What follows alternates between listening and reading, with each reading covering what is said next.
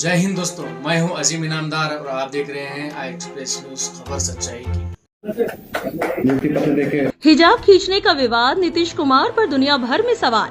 तुर्की, Qatar, Saudi अरब, मिस्र तक गूंजा मामला। क्या बिहार की सत्ता ने भारत की अंतर्राष्ट्रीय छवि को खराब किया? अपमान से टूटी डॉक्टर नुसरत परवीन, सरकारी नौकरी छोड़ने का लिया फैसला। सोशल मीडिया पर फूटा गुस्सा, माफी या इस्तीफा।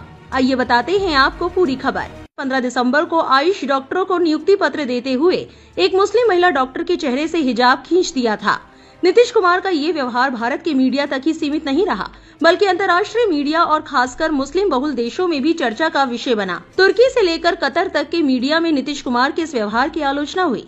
तुर्की की मीडिया TRT वर्ल्ड ने एक्स पर इस न्यूज को शेयर करते हुए लिखा, पूर्वी भारत से वायरल हुए एक वीडियो में दिख रहा है कि बिहार के मुख्यमंत्री नीतीश कुमार एक सार्वजनिक कार्यक्रम में एक महिला डॉक्टर का हिजाब नीचे खींच देते हैं। वहीं तुर्की की एक इस्लामिक ऑर्गेनाइजेशन ने ट्वीट किया, उत्तर प्रदेश में उच्च शिक्षा मंत्री नीतीश कुमार ने हाल ही में नियुक्त एक मुस्लिम महिला डॉक्टर पर सार्वजनिक रूप से हमला किया और उसका हिजाब खींचा।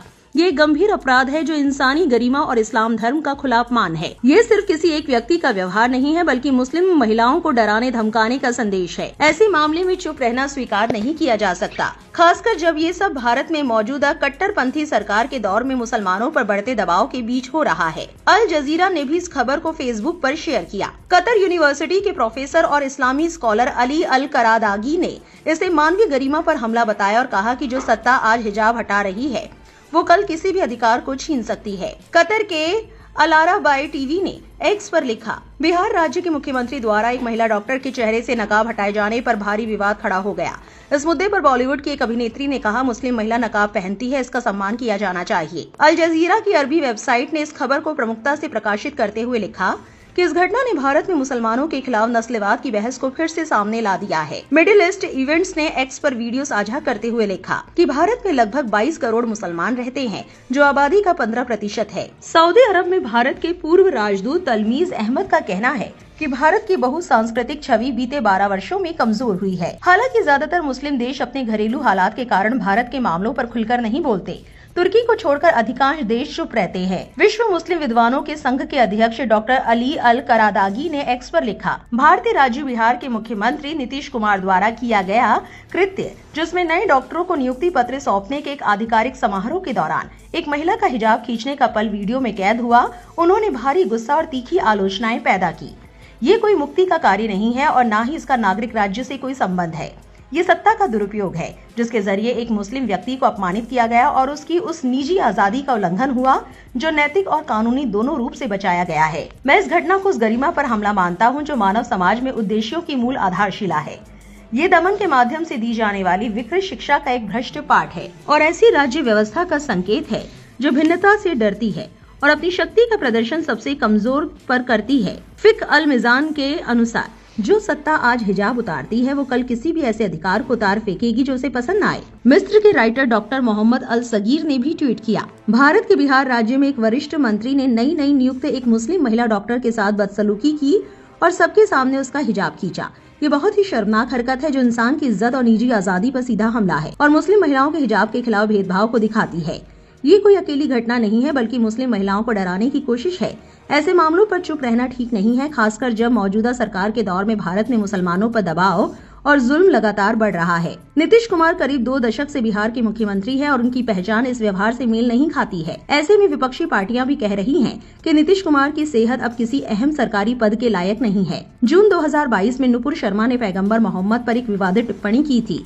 इस पर मुस्लिम देशों से तीखी प्रतिक्रिया आई थी। बीजेपी ने नुपुर शर्मा को पार्टी से निष्कासित कर दिया था। नीतीश कुमार भी बीजेपी के अगुवाई वाले एनडीए में अहम साझेदार है। नुपुर शर्मा की टिप्पणी को लेकर विवाद हुआ तो कहा गया कि पश्चिम एशिया में भारत की छवि को नुकसान पहुंचा है। इस बार भी प्रधानमंत्री नरेंद्र मोदी जब पश्चिम एशिया के दौरे पर हैं, तब नीतीश कुमार से जुड़ा ये विवाद सामने आया है। पश्चिम एशिया में भारत के बड़े कारोबारी साझेदार हैं और लाखों की संख्या में यहाँ भारतीय कामगार रहते हैं।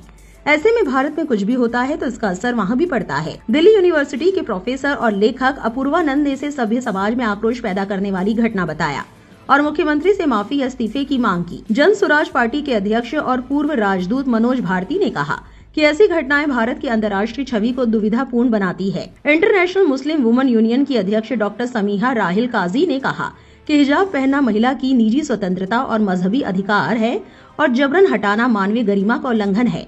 उन्होंने इसे मानवाधिकार आयोग में ले जाने की बात कही। इस बीच डॉक्टर नुसरत परवीन के भाई ने इस घटना को लेकर एक बड़ा बयान दिया है। उन्होंने कहा, मेरी बहन ने नौकरी नहीं करने का पक्का इरादा कर लिया है। डॉक्टर नुसरत परवीन के भाई ने कहा कि मेरी बहन ने नौकरी ना करने का मन बना लिया है।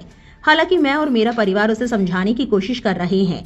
हम उसे कह रहे हैं कि ये किसी और की गलती थी तो उसे बुरा क्यों लगना चाहिए और उसे किसी और की वजह से अपनी नौकरी क्यों छोड़नी चाहिए। इस पूरी खबर के सामने आने के बाद सोशल मीडिया पर लोगों का गुस्सा फूट रहा है। शायर इमरान प्रतापगढ़ी ने एक्स पर लिखा, नीतीश कुमार जी की एक घटिया हरकत का परिणाम ये हुआ कि उस बहन ने नौकरी न करने का फैसला किया है। नीतीश जी में अगर थोड़ी भी आत्मग्लानि बची हो तो उन्हें उस बहन को बुलाकर अपनी घटिया हरकत के लिए देश भर की सभी महिलाओं से माफी मांगनी चाहिए। एक और एक्स यूजर ने लिखा, बधाई हो नीतीश कुमार और सत्ता के दलाल पत्रकारों को, तुम्हारी बेगैरती निर्लज्जता ने एक काबिल मुस्लिम महिला डॉक्टर को नौकरी से रोक दिया। नीतीश कुमार द्वारा सार्वजनिक मंच पर हिजाब खींचे जाने से आहत होकर डॉक्टर नुसरत ने बिहार सरकार की नौकरी ज्वाइन न करने का फैसला लिया और अपने परिवार के पास कोलकाता चली गई। 15 दिसंबर को ये घटना हुई। इसके अगले दिन ही नुसरत कोलकाता में अपने परिवार के पास आई। नुसरत पढ़ाई में तेज है, डॉक्टर बनना उनका सपना था।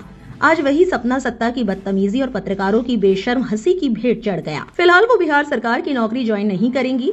परिवार नुसरत परवीन को समझाने की कोशिश कर रहा है, लेकिन वो वापस बिहार आकर नौकरी ज्वाइन करने की हिम्मत नहीं जुटा पा रही है। हालांकि नुसरत परवीन को उसी मंच पर जवाब देना चाहिए था। उस नियुक्ति पत्र को उसी वक्त फाड़कर हिजाब खींचने वाले शख्स के सामने फेंक देना चाहिए था और नीच हरकत के खिलाफ कानूनी कार्रवाई करनी चाहिए थी, ताकि आइंदा कोई नीच प्राणी ऐसी हिमाकत करने की जरूरत न करता। ये सिर्फ एक महिला की कहानी नहीं है, ये उस सिस्टम पर तमाचा है जो महिलाओं की इज्जत और आजादी की बातें तो करता है, लेकिन सत्ता में बैठकर उसी इज्जत को तार तार करता है।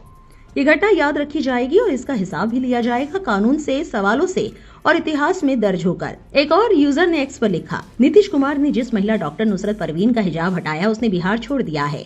उसने कहा है, अब नौकरी ज्वाइन नहीं करूंगी। मुख्यमंत्री का इरादा जो भी हो, मुझे तकलीफ हुई है, तकलीफ होनी भी चाहिए। ये सीधा उनके जमीर पर चोट है। इंडियन मुस्लिम्स के साथ इस प्रकार का रवैया बर्दाश्त के बाहर है। ये इंसानियत का शर्मसार करने वाली हरकत थी। डॉक्टर को इंसाफ मिलना चाहिए, क्योंकि आज उनके साथ हुआ है, कल को उसकी जगह हमारी भी बहन बेटी हो सकती हैं। वहीं एक और एक्स यूजर ने लिखा, ये केवल एक व्यक्ति का अपमान नहीं, बल्कि एक शिक्षित मुस्लिम महिला की गरिमा, उसकी धार्मिक स्वतंत्रता और संवैधानिक अधिकारों पर सीधा हमला है। एक वरिष्ठ राजनीतिक पद पर बैठे व्यक्ति द्वारा हिजाब खींचना सत्ता के अहंकार और संवेदनहीनता का प्रतीक है। डॉक्टर नुसरत परवीन का सरकारी सेवा न ज्वाइन करने का फैसला इस बात का प्रमाण है कि ऐसी घटनाएं प्रतिभा को नहीं बल्कि व्यवस्था की नैतिक विफलता को उजागर करती है। अगर एक डॉक्टर खुद को असुरक्षित और अपमानित महसूस करे तो ये सवाल सिर्फ एक घटना का नहीं बल्कि पूरे सिस्टम की जवाबदेही का है। इस पूरी खबर को लेकर आपकी क्या राय है, कमेंट सेक्शन में जरूर लिखें और इस वीडियो को ज्यादा से ज्यादा शेयर करें। अगर आपके घर में किसी भी तरह का फंक्शन हो, मेहंदी, हल्दी, निकाह, बर्थडे, किसी भी तरह का अगर आपके घर में फंक्शन हो, अगर आपके फंक्शन के लिए स्टेज डेकोरेशन रेडी करके देना है या फिर किसी भी तरह का